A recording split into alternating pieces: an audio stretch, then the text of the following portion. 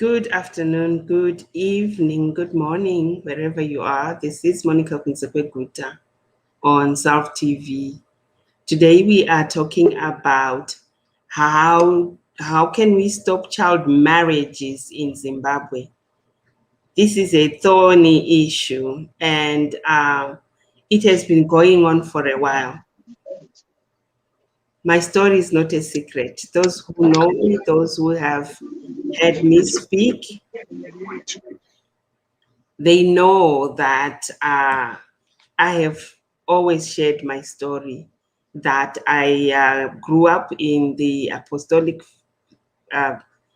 sect or church, Apostolic Marange, and I ran away from home. But when I was 15, I actually managed to avoid getting kidnapped at one of their conferences that they normally do. They do no yearly conferences in places like Manica Bridge, Bocha, and somewhere in Manicaland anyway. But I was informed too. And had I not coined a plan to carry my baby brother and disguise myself as a young mother, I would have been kidnapped that night. And I would have ended up being a 12th wife for somebody who already had 11 wives, who was a man who was in his mid or late 40s.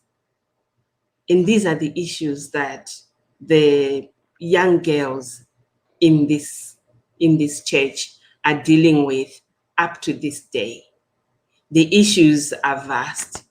The abuse is not just from being violated as a child, not being raped, not being forced or to be with someone that you do not love, but it is a child. A child cannot consent to sex. A child, it does not even understand what is happening to their body as it is still developing. They don't understand themselves, let alone to just skip all these other stages of understanding themselves, becoming a woman, and then being married or married off. So this topic is something that I'm passionate about, seeing an end to this. I have lost friends. I have lost family members. I've lost sisters. I have seen the girl child die aimlessly just because they belong to this sect. I'm fortunate that I was able to run away. I'm fortunate that I had the exposure of knowing the other side of life. But most of these girls, they've got nowhere to go. And it is up to us as a nation, as a country, as Zimbabwe, to advocate for them and to save them. So today we are fortunate. I have 6 people on my panel, and I'm going to ask them to introduce themselves one by one, starting with Kensington Marufu. Can you introduce yourself?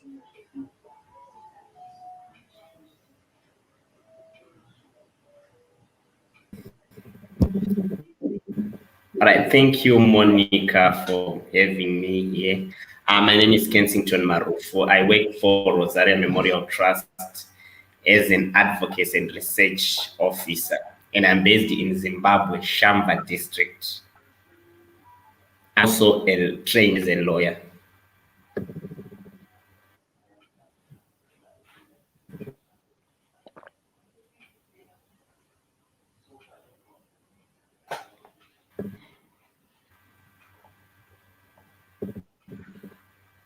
Can't hear you, Monica. Yeah, that's it from me.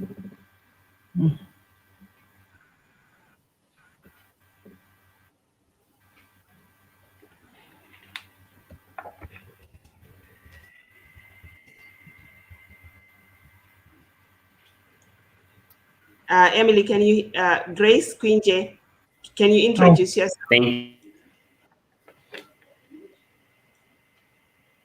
Hello, hi everybody. My name is Grace. I'm a journalist. I'm based in the diaspora. I've been fortunate enough or unfortunate enough to be exposed to this topic because I followed Monica's story, which is really sad. So I really hope to learn more today and to understand some of those dynamics happening around the fate of the girl child in Zimbabwe. Emily. Hi there, I'm Emily Duve. I'm a lawyer by training. I also work with Voice of the African Child, which is an NGO that stands up for the rights of girls and boys in Africa. So I'm quite a keen follower on what's happening with the girl child as well. I'm based in the diaspora, England and Zimbabwe. Moving on to Reverend Dr. Kenneth Matata, sorry. Thank you very much, Monica. I'm Kenneth Mtata. I'm the General Secretary for the Zimbabwe Council of Churches. Thank you very much for having me on your program, and I hope also to learn a lot about how together we can contribute to finding a lasting solution to this pandemic in our continent, but also in our country. Thank you. And finally, Dr. Ezra Chitando. Thank you very much, Monica. Good evening, friends. Ezra Chitando is my name. I am with the World Council of Churches, Ecumenical HIV and AIDS Initiatives and Advocacy. I am based in Harare. I coordinate the Southern African Regional Office, but also with keen interest across the Anglophone African region. Like other colleagues, I'm looking forward to a discussion where I also learn on how we can collaborate to address this tragedy in our midst. Thank you. Thank you very much. For those of you who know my story, they understand where I am coming from. I'm not speaking about this as an outsider. I'm speaking about this as someone who grew up in the church, as someone who experienced and witnessed the effects of child marriages. I have seen girls die. I've heard about girls die, and I see the abuse that happen, women against women or women on women. Because remember, these children, when they are taken by an older man, he already has his wives, some of whom are even old enough to be this girl's grandmother. And so the abuse goes beyond just being violated by the husband. They walk into a household where they don't even have anything because they're children. They did not prepare to get married. They just found themselves going to live with a man who has got wives, and so they are going into somebody's house. Can you imagine what happens then if the older woman says, "You're not touching any of my saucepans"? It basically means that some of these girls are starving because the older women are not allowing them to touch their saucepans. And this child has got no resources. This issue is bigger than what we see. We are only enraged because we are seeing the older man with a child. We are not seeing the lives that these girls go on to live after they are in this household and they are being called wives. And so the level of abuse goes even beyond from marriage, and then when the husband dies. And if you're young, you are a young widow who has got no skills because you were taken away from school, who doesn't know anything. and is not able to fend for themselves. That is why this is a pandemic, because if we are not able to look after the young ones, it means that we are not considering the future of the nation, and we cannot look the other way. I'm going to ask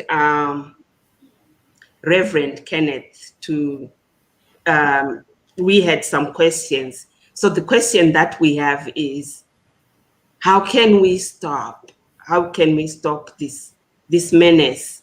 How can we stop this behavior that we know by law it's not allowed, but people continue to do it? Why do we still have this problem in Zimbabwe in 2021? That's where we're going to start. Reverend Mtata. Thank you very much. I think the question raises many issues that I may not be able to answer in a convincing way beyond what we can learn from survivors like you and many other people who are actively involved. I know Professor Chitando deals with this every day. I know my sister Nyaradzai is also very much involved. These are the people that I know who are very much involved. And as we have already heard from our sister Grace, she has been writing about this for a very long time. I think we can draw from their experiences and learn from them. But what I'm seeing here is that we are dealing with an issue that is at the interface of several forces. There is a force of religion. There is a force of economic deprivation. There is a force of policy inconsistency. And there is a force of patriarchy and traditionalism, and I think with all these forces, we have enough work to do, each one of us, because this issue cannot be addressed from one perspective. Those who work from the resources of religion will know that we have a history of thousands of years of religious ideas that perpetrate the domination of the female body and the commodification of the female body, and this has worked very well in a context of cultural patriarchy, where men are considered to be the owners of the female body, whether these men are either the father, the husband, or the brother, or the son of the woman involved. And we for us, I can speak, of course, from all these other areas, but from my own standpoint, from the perspective of the church, where religion and theology are at play in perpetrating this issue, one contribution we can make, of course, is to reread these texts in a way that is empowering, in a way that recognizes the dignity of all people, the equal dignity of all people. Reread these texts in light of new lenses that recognizes God's image in women, just as in men. And also what we need to do within the faith community, which is what we have also done of late as the members of the Protestant churches under the Zimbabwe Council of Churches, is to adopt an inclusion agenda that compels member churches to recognize the dignity of women by ensuring that they take up leadership roles inside the church, so that they are able also to exercise their power to minimize abuse of women inside the churches. So I think if we change the dominant ideas, that is the theology, we change the policies of the church, that is making sure that the policies are inclusive, and then we change our actions, what we really do, the body language of the church, we are likely to make a small contribution if we also address the other forces that I have just referred to, Monica. Thank you very much. Dr. Chitando, would you like to chime in? Thank you very much, Monica. I would like to echo Dr. Kenneth Mtata has just said. I very much was intrigued by his multisectoral approach, which I think helps us to appreciate the complexity of the matter at hand. I would like to particularly underscore the impact of patriarchy. I think we underestimate the power of patriarchy in sustaining harmful religio-cultural practices. And patriarchy is a religious ideology in the first instance, which privileges the whims and interests of boys and men ahead of those of women and girls. And as Dr. Mtata has said, it is then this ideology which, if you want, sacrifices women and girls at the altar of masculine interests. And so the bodies of women and girls are not counted. Or if they are counted, they count for nothing or for very little. So girls can die while giving birth, and the band plays on. We as a society are not outraged when we sacrifice the bodies of our daughters. So what patriarchy does is that it socializes us to imagine the lives of women and girls as, hey, I hope I will not be controversial, as collateral damage. So if we are pursuing the interests of boys and men, it really does not matter how many women and girls get hurt along the way, as long as we have privileged and prioritized the interests of boys and men. So until we as families, communities, churches, countries, nations, and continents seriously sit down and say, our daughters' lives matter. And when we say they matter, we take it seriously to challenge all systems, policies, and body languages, as Dr. Mtata put it, that do not actively promote the health and well-being of our women and girls. So I want to submit that if we are not outraged by the wanton sacrifice of the lives of girls and women, next generations in 3021, a century from now, this discussion will still be taking place. So the assault on patriarchy must be very determined. I submit that to us, and also look forward to other contributors reflecting on this. Thank you, Monica. But before that, maybe let me underscore that I'm deeply touched by your testimony, because it is the stories of survivors that should inform policymakers and activists. Thank you. Thank you very much, Dr. Chitando. I'm going to give this opportunity to Grace. Yeah, thank you, Monica. Thank you. It is a very... Hello? Yes, go ahead. I can hear you. Okay. Thank you. It is a very sensitive and must say a very, very painful topic for me as a mother and a sister and a woman. At 14, a child is hardly developed to carry a pregnancy, let alone deliver a baby. It's something that should be causing incredible outrage in our society, in our community. But sadly, I think memory's case kind of takes us to where we've become as a people.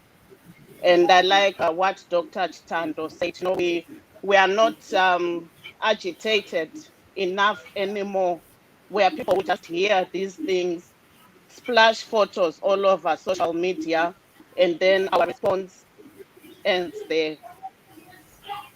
In as far as patriarchy is concerned, patriarchy is not going to dismantle itself. And that is where the women's voice needs to come in. And so you have men who then speak on behalf of women, because we women, somehow along the way,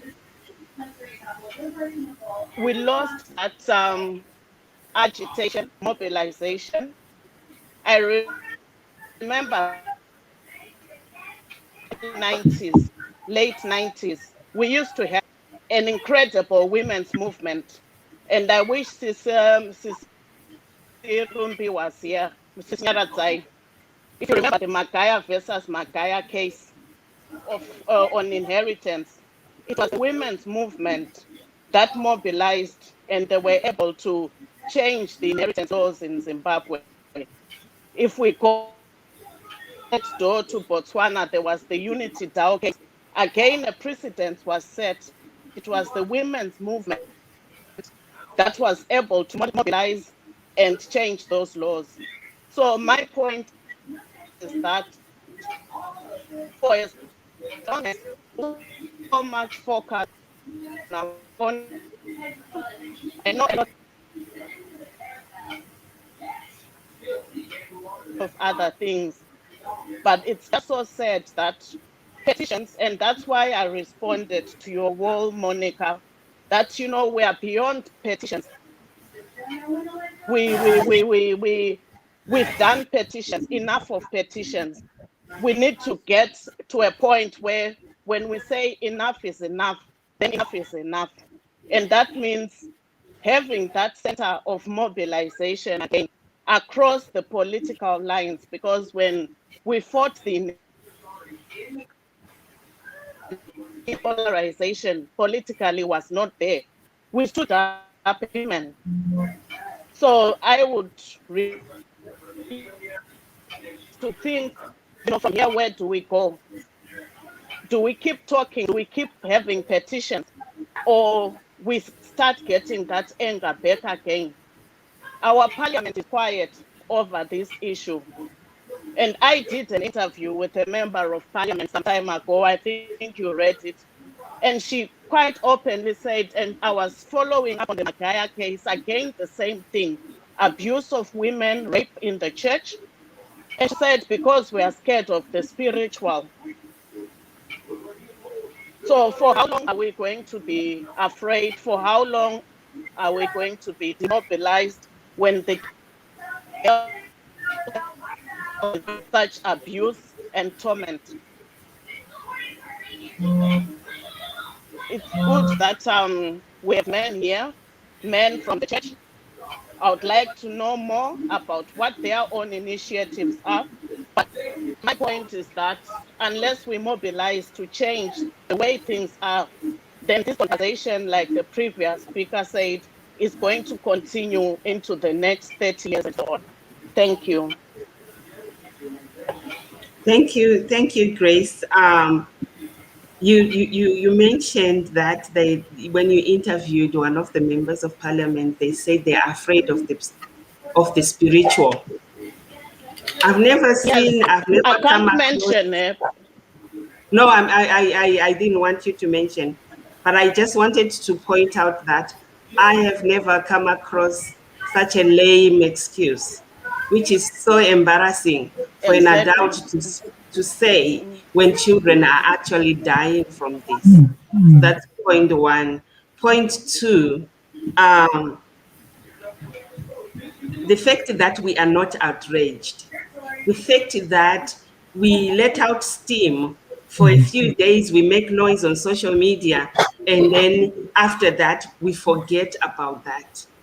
We are beyond writing petitions, because as we are circulating these petitions, another child is dying, another child is kidnapped. I belong to a family. I'm taking a risk here by coming forward and say this needs to stop. My family know me, they understand me, they know, because I never make a secret of how outraged I am about these issues. I speak about them, I challenge them. But I'm going to move on to Emily. Hi there. Yeah. So I think my thoughts are, this is endemic, and the reason why it's gone on for years or decades is it's been allowed to, and we've allowed it, or our leadership have allowed it, in the name of culture, in the name of religion, in the name of freedom, patriarchy, someone mentioned, and tradition. I think those are the three reasons why this has gone on. It's religion, it's culture, and it's the patriarch society. So if women would be trying to do something that the men don't agree with, it wouldn't be allowed to go on for decades. It would have been stopped a long time ago. But these are the reasons why. And also, there is a sense in which they are quite a majority, and they are quite supportive of, they do offer a large vote because of the number that they are. So there is that angle as well. I can't quote, but there is that angle as well. But what annoys me, or what incenses me, is that we have laws in Zimbabwe for child protection, and they're very strict. A man on the street cannot go off and take off with a 12-year-old or a child underage and go scot-free if it's found out or heard. He'll be taken to court and he'll be remanded in prison. And yet the same law will not touch a certain sect, a certain group. Why? Why are they above this law? Child Protection Act Section 5.06 is very clear on maltreatment of children, very clear on child protection, very clear on sexual harassment of children, very clear on child labor, very clear on all the points that abuse a child. And the police are very strong to enforce that. And Zimbabwe has got one of the best social services in Africa. Our social services are very strong, they're very sensitive, and they really enforce the law. You can't mess about with children. As long as it gets to the social workers, they'll call you to book. And those are things they don't cover up. Those are things they don't cover up for anybody. But it's interesting how this group, this one group sect, has been allowed to be above the law. And that's what incenses me. And the reason why they are able to be above the law is because there are people in position, people of influence, who allow it. Because I remember a garden person touching a girl, a family that I know. I mean, I to this day, I don't know where this man is, this garden boy, gentleman who works in the garden. I don't know where he is. And then there's been others. It just doesn't happen. It's not allowed to happen if it's found out. Zimbabwe law is very strong on child protection. Zimbabwe social workers are very strong on child protection. But the reason why they do not exercise that power over this one group, this sect, has got to do with powers other than the police. And like I say, if they kind of respect this group, saying it's their culture, it's their tradition, and then turn a blind eye. So this is something that needs to be dealt with from the top. And we are making a noise, signing petitions. That's not enough. We need to get involved with this group of people. It's one thing to criminalize, but it's another thing to literally get involved with them. Get alongside this group of people. Try to understand them. I think to go to them with a confrontation attitude, like we are here to change, we are here to change your culture, would meet fire with fire.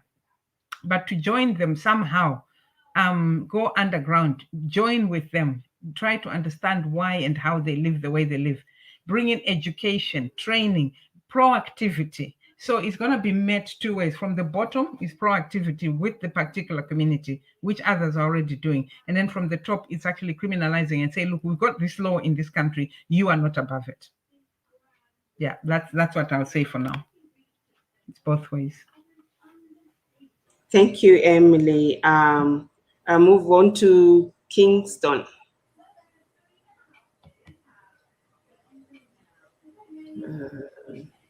Okay, Kingston.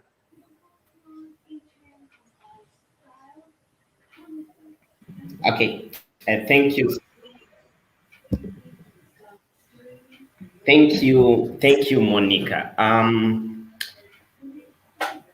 The first thing, I think the first thing that we should do to stop child marriages in Zimbabwe is first to identify what the causes, what is actually causing child marriages. I'll take religion and culture, negative cultural norms. Speaking on culture, 67% of the population of Zimbabwe lives in the rural district council. Simply means that they are under jurisdictions of the chief, and of course the jurisdiction of the magistrate's court. And so chiefs as individuals, they are more respected in the communities that they lead. They are the custodians of culture in terms of the constitution of Zimbabwe. They are very powerful people in the rural societies, in the rural communities. I would think that empowering those chiefs, transforming the mindset of the custodians of our culture, is the best way to solve that issue in rural areas. Because chief, I'm thinking of this Marangi and I'm thinking of Chief Marangi. If Chief Marangi said something strong, said something strong against that case, many people would have listened, because chiefs are very powerful. I've actually been working with Chief Mangwende, Chief Bushu, Chief Nyamaropa, Chief Madziva, and Chief Mutumba in their chiefdoms. And these chiefs, actually, they've taken a great stance in trying to eradicate child marriages in their chiefdoms. They actually came up with bylaws, traditional leaders bylaws on ending child marriages. And believe you me, they are punishing or were committing these cases. And I'm thinking that if Chief Mange had something sort, the pressure to these posters and some of these police in a certain way. Then also the issue of speaking on the issue of culture. Culture determines a person. Determines a person. If it is transformed into something positive, it actually builds a person to be a positive person. So institutions, cultural practices that are inherent within the majority of the people, that is 67% of the people who are living in the rural setup, things like single gender spaces, Gota, Dare, and Nanga, those single gender spaces. If patriarchy can be crushed in the Dare, promoting positive masculinity. If women empowerment can be done in the Nanga, if the girls, the little girls, the very little girls, the 5-year-olds, they are taught in the Nanga, in the single gender space about child marriages, they are taught about these abuses. If we catch them very young, they will be able to resist. They will be in a position to resist, to resist abuses. They will be in a position to speak out about it. So we have to create a culture where a child can speak out, where a child can report, because most of these cases actually they are going unheard. They are just silenced in communities. No one speaks. It's our own. It's the case of memory that is trending, but she's not the only one. Many children are actually dying, giving birth. They are actually dying, trying to abort these pregnancies. They're actually suffering, and no one speaks about them because they are not empowered. They are not empowered to speak out. You know, patriarchy does not allow a girl child to speak out, especially against the men. Girls are required to be silent, to have this low esteem. That's the reality on the ground. They don't speak out. So if we are to use these spaces to empower our girl child from a very tender age to speak out, if we are to use the male gender space to create a man that respects women from a very tender age, I think that will be a very great stance into dealing with this issue of child marriages. And also I'll speak on the issue of religion. I've actually noticed that most of the religious sects that where child marriage is very, very popular are the apostolic sects, the apostolic sects. And I'm also thinking that one of the reasons why this may be so, maybe that people, the children themselves are born in an environment where they are being prohibited from accessing information. So the elders in the churches, they indoctrinate these children to a point where they don't understand what's actually going on outside their religion.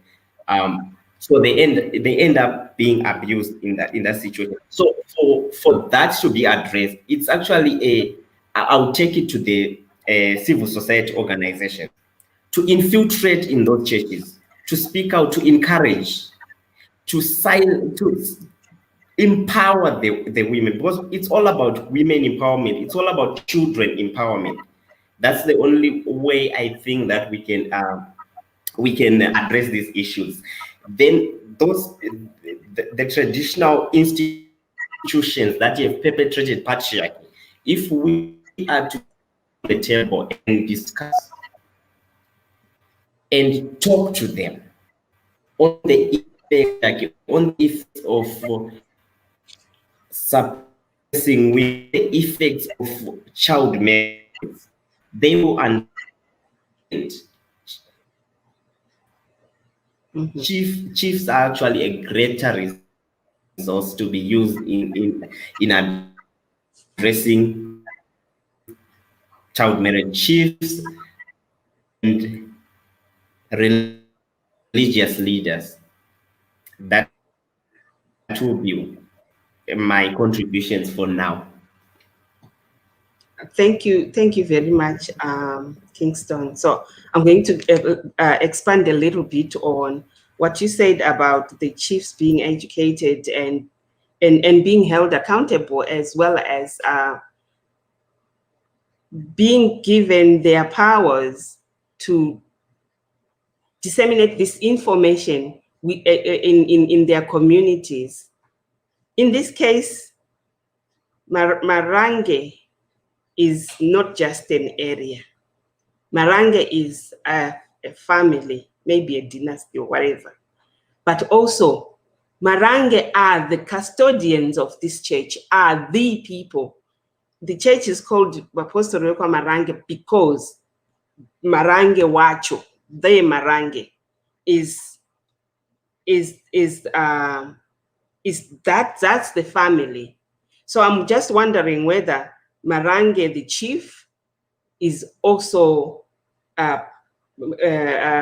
also belongs to this church, or it could be an uncle or a brother who is not part of this church. And so it makes sense then that probably all the chiefs in the country come together and have these discussions together with lawyers, together with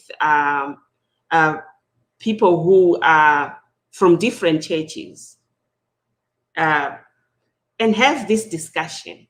What do we do? Because not only is it destroying the future, because the future of a nation is not going to be there if there's only going to be boys. We are killing off the girl child. And so there's not going to be any children if the girl children who will be mothers in the future are not there. So we need to make sure that there is a way to preserve all children, both men and women. And the other thing about lack of information, this one is huge. People from that community are not allowed to use WhatsApps. They do not have WhatsApp. And that alone is because they realized how social media is powerful and how information can be disseminated and be sent out through and can be educating the girls. By keeping them in the dark, it means that they cannot learn anything from anybody else. They are actually afraid of having WhatsApp because they say it's sinful, right, to have it. And if somebody has got a WhatsApp on their phone, they will be asked to leave the church. And so nobody wants to be shamed and to shame their family in that manner. And as I'm saying this, I know that it might affect some of my family members, but we cannot carry on like this. We cannot allow one more child to die because of something that can be prevented. It's not as if these men need any more women. They are married. They already have their wives and children. There is no need, there is no reason for them to go and take somebody else's child and violate them. I don't see how there is love. I don't even know if the word love matters at all in this setting. And I don't know if the word love exists in such settings where somebody has got someone who is old enough to be this child's grandmother, and then several women in between, and a child that they're calling a wife. But also another side to this story that is happening, echoing on what Dr. Chitando said, that there is no value that is placed on the girl child. And so those boys as well, the younger men in this church, they do not place any value on the girl child because this is what they have witnessed some of the older men do. You hear of cases where a younger man who's not able to look after himself goes to take somebody's daughter, but does not take one. He will go and take maybe 6, 7 girls from different families. He leaves 6 of them in the village and goes to live in a 1-bedroom house or 1-bedroom in where he's renting somewhere in Harare, and does not send any food or anything to sustain the 6 that he left in the village. These are true stories I'm sharing you with. I'm sharing here. And here is the thing. The man has taken 7 girls. He has violated all of them. He has introduced them to sex which they didn't know about. They were children, they were girls. He's given them children, and now he leaves them for 2-3 years. He goes to live in the city. How is this community not even reprimanding people like that who are in their church? So we have bigger problems here. And I like that we have come together to talk about this so that we find solutions.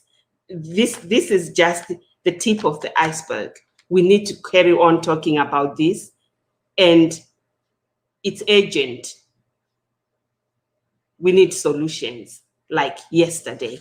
I go back to Reverend Mtata.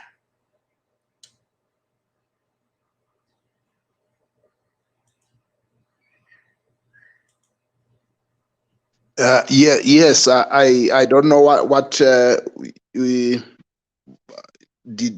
were you going to ask a question, or do you want us to comment on your comment? I think you are muted. I want you to comment on my comment, but also to comment on any point that you picked from any of the panelists. Yes, thank you. I think if I'm hearing you well, I think there is agreement among the panelists that action needs to be taken. What I hope could be done, I think, from what Sister Grace has highlighted, is how does rage get transformed into some meaningful action. And I think it's worrying, for example, when policymakers are not seeing this as an urgent issue. But I think we can also start in smaller and humble ways by recognizing those who are already doing this work. I think one of the most important tasks would be to coordinate and make sure that those who are already involved in this work are able to come together and share experiences and strategies of addressing these issues. There are many people who are at work, but they are still each working on their own. But I think we can transform this into a coordinated action. I think that will make our efforts to have a greater impact. Thank you. Dr. Chitando, can you chime in? Before you do, thank you very much, yes. Monica. And before you do, let me just recap. Today we are discussing the issue about child marriages in Zimbabwe. We have come together so that we look for a solution, because this has been going on for too long. And the question is, how can we stop child marriages in Zimbabwe? Thank you. Dr. Chitando, carry on. Thank you, Monica.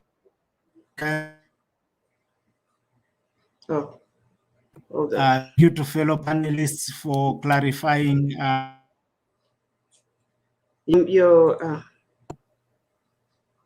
Okay. Go ahead. Yes, go ahead. At this point, I would like to make. Thank you. At this point, I would like to make 2 quick points.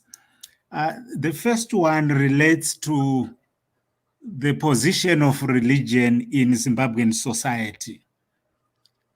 I think part of our liberation as a people will lie in demystifying religion, accepting that religion is vitally important to social cohesion. Religion is vitally important to our identity as a people, but never allow religion to become a weapon of mass destruction. So that's the first point I want to underscore, that we need, because when a policymaker says they are afraid of the spiritual, what is happening there is what I would call spiritual terrorism. It's the deployment of religion to achieve certain political, personal, and other objectives. So as a people and as a community, we need to respect religion, but never fear it, because religion must be liberating. That's one point. The second point I would like to also emphasize is perhaps the point made by the Nigerian author Chimamanda Ngozi Adichie, who says, and I quote, "Culture does not make people. People make culture." So it is within our right as Zimbabweans, it is our right as Christians to make and unmake those practices that deny health and well-being to our girl children. So we cannot continue to say it is our culture to do this when that practice or belief is deadly to the well-being of our daughters. So those 2 points I would submit to us, that perhaps we need to deconstruct the status of religion in our society. When a religious belief or practice is death-dealing, we must unmake it or jettison it completely. That's number one. Then number two, we must have the courage and the creativity to make new cultures that privilege the rights of women and girls. Thank you. Thank you very much. Grace Quinje, would you like to chime in? Where are we? Thank you so much. I think a lot has been said. Just to say that, yes, there's consensus on the platform that what we are facing here, it's a convergence of interests. You have the religious sector, then the traditional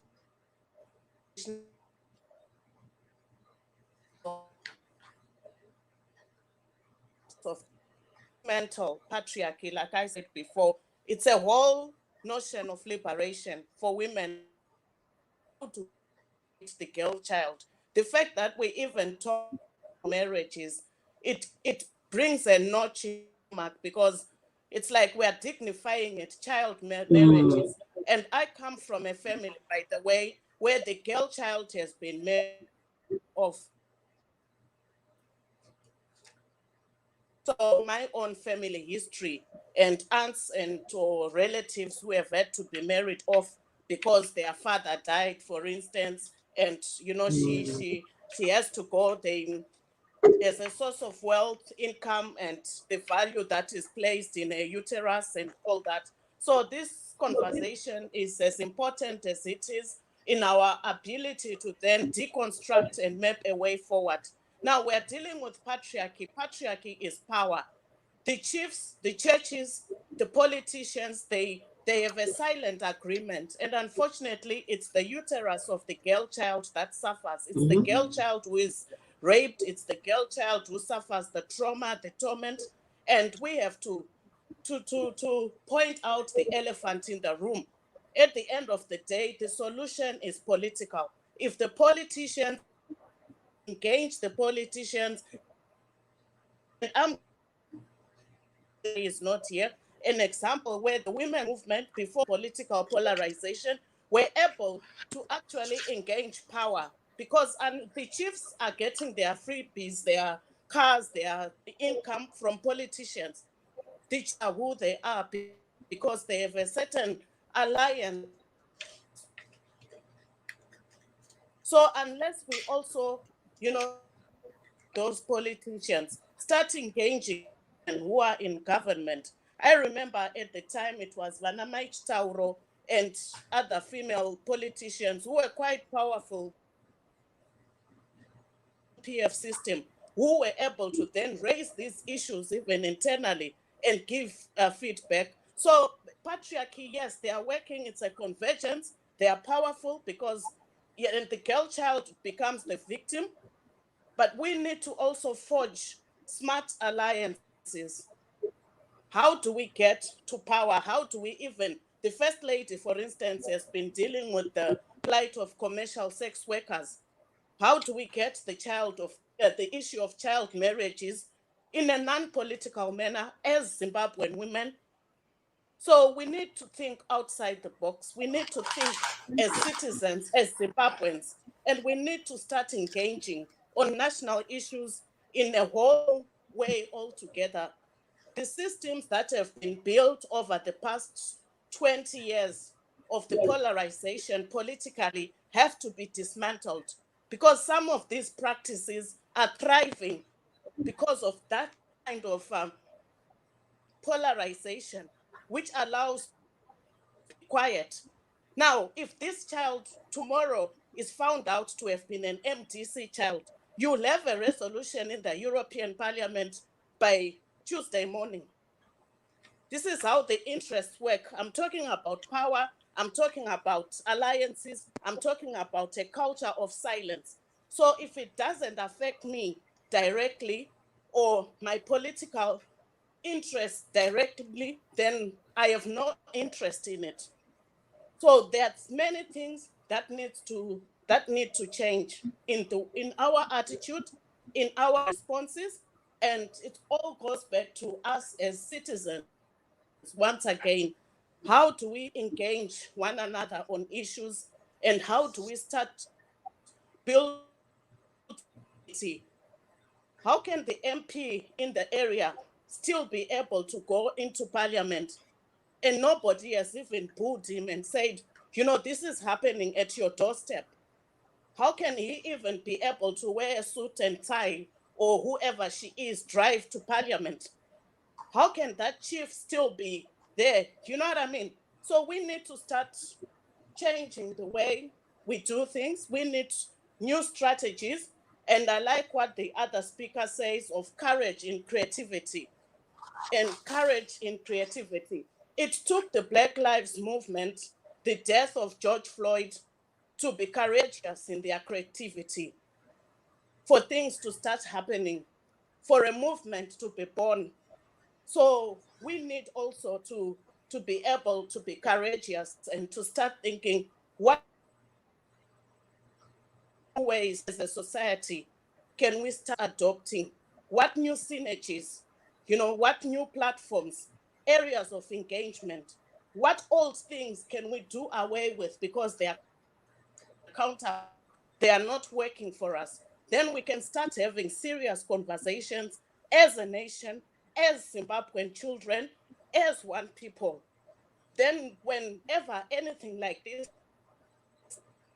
whatever child it is, we have that in our hearts already, a heart cry that this can't happen in our country.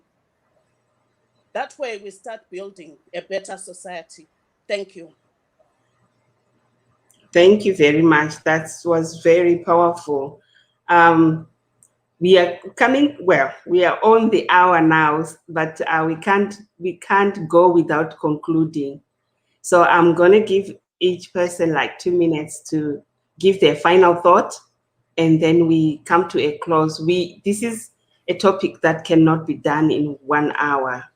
I think we need to come together and actually have a conference where we talk about this and we invite other people to answer certain questions that we are asking here, because we need a change. So Emily, I think you're right. Time is not with us, but I would just say, after everything that's been said and done, I think I always take an approach, a three-pronged approach. What are we going to do in the short term, in the medium term, and in the long term?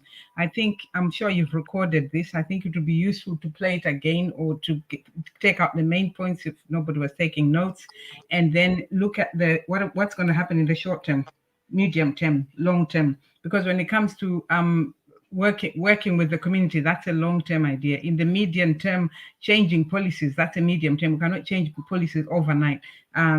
Dealing with the patriarch issue and tradition, that's not something that can be done immediately. So there are things that we can do in the short term, in the medium and the long term, and that what we've discussed here today in summary just needs to be pigeonholed into which way, and then also collaborate with stakeholders of like-minded people. Collaborate with them. This can't be done by one organization. We need to be together. It needs to be tackled in the church, in the policy movement, and in the family. Because family degeneration is the family are there to protect that daughter, that child. So the family, something has gone wrong in the family for them to not protect their daughter, and for them to, well, obviously they've been brainwashed and be told spiritually this is the way to go. So it needs to be tackled in the family as well. In fact, the family is the beginning. We can talk about policy change, but if the family can choose to not cooperate with policy and to not cooperate with NGO and with what we are saying. So I think, yeah, everything that's been said is very powerful, very useful, and very pertinent. But we now need to stop reacting and take action, divided into what can we do in the short term, medium term, long term, and who are the stakeholders. Yeah, thank you. Thank you very much. I go on to Kingston. Can you give us your final thoughts?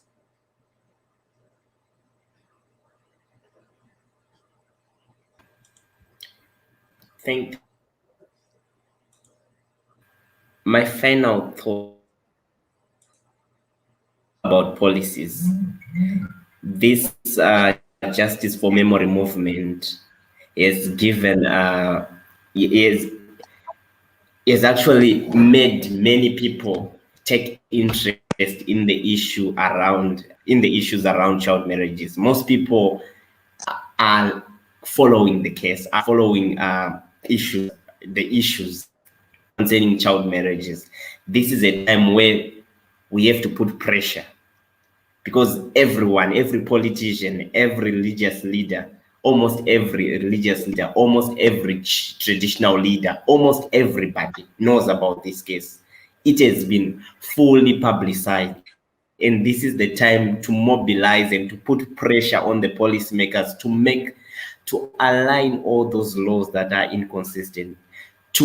We have to put pressure, to take this opportunity to put pressure, because once this is not done now, we are going to create a floodgate of child marriages, because most people, even those without a legal background, they now understand issues around that the complainant, if the complainant is dead, in sexual cases, it's the complainant who actually has to be there in that case. Most people, they are now aware of certain things, and most people, they are actually looking forward to the sentencing, to the conviction. If no conviction is made, there's going to be a serious problem. There's going to be a serious problem, because even those that were scared about it, they are going to, there will be a state of impunity, a state of, most people, most children are going to get married. This is a time where we have to continue pushing, continue fighting, continue raising awareness, and continue giving pressure on religious sects, on parliamentarians, because the marriage bill has been there. It's almost, I don't know since when. It's still there. No one is there's no enactment. This is a time where we have to voice for the enactment of laws that are aligned. Thanks, Monica. Thank you. Reverend Mtata. Oh, I thought I had given my concluding remarks. I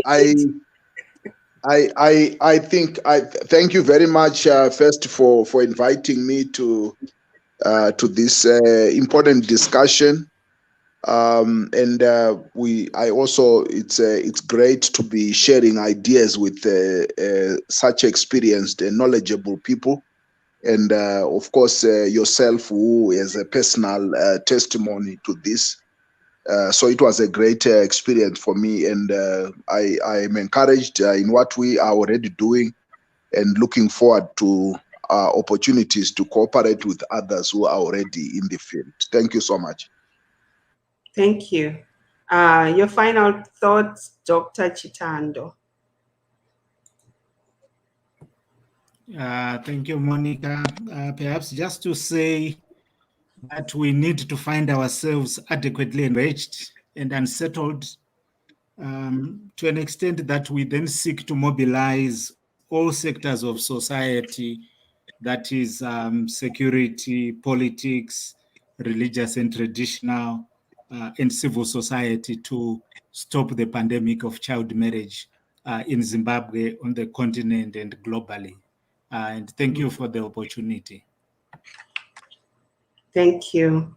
And finally, Grace, was that your final, or you have your closing statement? And yeah, and I hope to also continue to follow the story and to continue writing on that I can write. But this is a great initiative, and thank you for inviting me. Thank you. So just to give my final thoughts are, I do agree with Kingston and many others, probably everyone on the panel here, that there has to be a conviction. And how I see it, the conviction doesn't have to be just the man who raped the child. The conviction has to be, those who must be convicted are those who watched the child going into this man's bedroom day in and day out, and they were calling themselves family.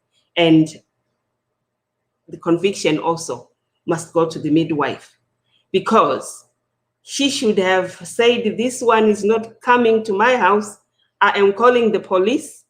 And so as long as we allow some of these people to get away with this, it will continue. Out here, if I ever pretend to be delivering any child in my home, I'll be arrested. Social services will take everyone. We'll take everyone who was involved in allowing this child, this minor, to be violated and didn't say anything.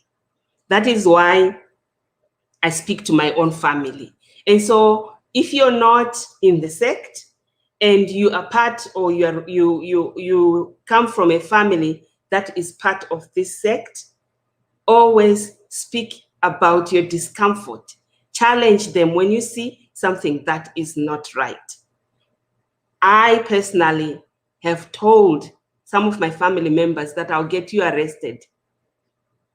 And so we need to start from the family, like what Emily said. They need to know that if something is wrong, you will get them arrested. So I did say that if I hear one more time that this has happened, I'm getting the men arrested, because the women too, the mothers, are the ones who encourage their daughters to get married young. And so the mother too. So it will be the mother, the midwife, the husband, the father, and some of the family members who were involved in watching. Once this happens, if this happens enough times, I tell you, this will stop. We need to take small bites of this big, big elephant. We can't swallow the whole elephant all at once. In this case, at least 10 or 12 people. And that will shake the whole community, and they will know. But we also need to have a helpline. And so that communities, not necessarily the victim, but people in the community should be able to whistleblow and call the police on behalf of the child to say at such a family, they've just taken a 12-year-old. We need to be able to advocate for the children. Because if you're watching and you're not saying anything, in a way you are part of it. Whether we like it or not, if we are watching this and we are not doing anything about it, and we are not saying anything about it, we are being complacent, we are part of it. Parliamentarians, I saw a video where after this commotion and there's a panic, so I'm not attacking any political party. I'm talking about what I saw on social media. A politician went to speak to this congregation and was being so friendly and was speaking as though they want to sugarcoat things. And the expression was, remember, we don't marry young children, huh? Let's not do that, huh?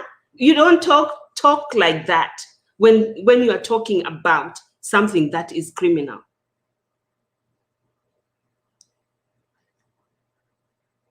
Hapana kunyengererana hapana. It's a crime. So you cannot talk as if you are just reminding them that, you know, don't do this, don't do that. No, because children's lives are at stake. I want to thank each and every one of you who has taken time to be on this panel, and the discussion will continue. And I would like us to come together in a different setting and continue this conversation and see how we can help each other. Because a couple of years ago, I lost a sister, and someone asked me, you managed to run away. What are you doing about this? I'm going to start an organization called Sabina Sanctuary in memory of my sister, because I feel that even though she married someone who was young with her, her best friend from school, but they were both young. Unfortunately, after her second child, she didn't make it. We cannot continue losing girls unnecessarily. And so my passion is here. I'm fighting for each and every girl. I'm fighting for the apostolic girls, and I'm also fighting for the girls who are not apostolic. On this platform, we've talked about the 9-year-old girls in Epworth who are involved in, they're being raped. It's not prostitution. There's no consent. These are children. So we need to use the words with disgust of what is now happening so people cannot say it's happening to the apostolic sect only, because it's happening in Harare, it's happening in Epworth. Those people are not apostles. We need to change the way we look at children. We need to change the way we plan the future for the country. We cannot look the other way anymore. So hashtag, do not look the other way. Let's deal with this case. Thank you so much. Bye-bye. Thank you.